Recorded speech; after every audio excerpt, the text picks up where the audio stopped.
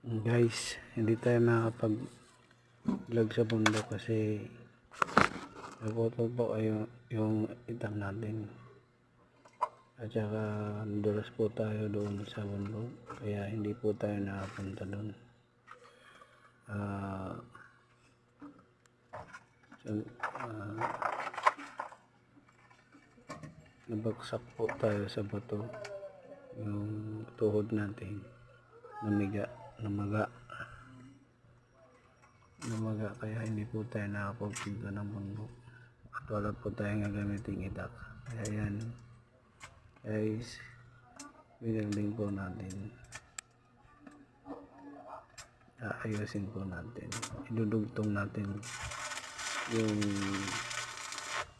hawakan na bali. Bye bye.